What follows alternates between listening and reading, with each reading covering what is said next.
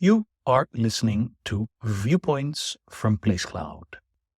Cultural researchers tell stories of places from around the world. For the full multimedia experience and to support the creators you enjoy, visit placecloud.io. We are standing outside the Captain Kidd pub on the foreshore of the River Thames. The pub sits on the northern bank of the river in Wapping. And although there is some dispute, this is near the site of Execution Dock.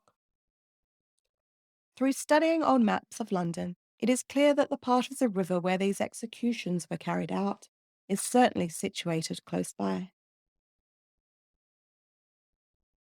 Execution Dock fell under the jurisdiction of the Court of Admiralty, which dealt with crimes committed at sea.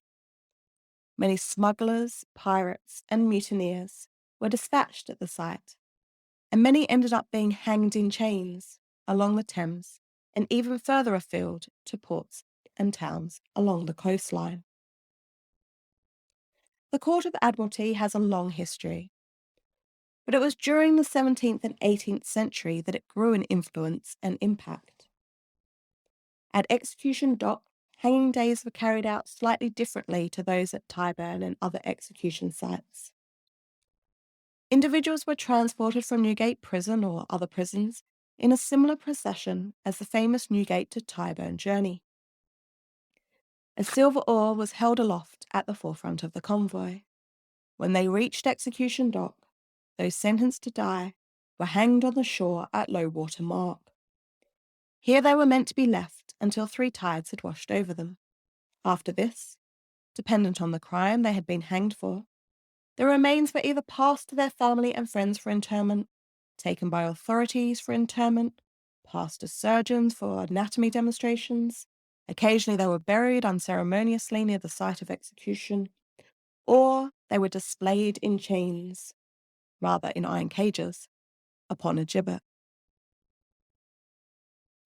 Probably one of the most famous individuals hanged here was Captain Kidd, convicted of piracy and murder, and after whom the pub is named. He was hanged at Execution Dock in 1701 and then gibbeted, so displayed in an iron cage, at Tilbury in Essex. After the 1752 Murder Act, where hanging in chains becomes a sanctioned punishment for murderers, even though it had been used beforehand, the choice between having a criminal hung in chains or dissected was left to the discretion of the judge, as nothing specific was outlined relating to who should receive which of these two punishments under this Act.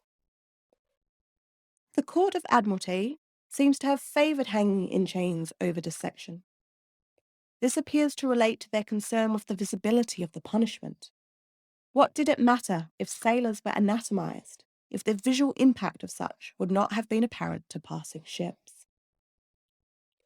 To this end, in 1781, William Payne was hanged at Execution Dock for serving on a French privateer. After his hanging, a vessel took his body all the way to Yarmouth, where it was displayed.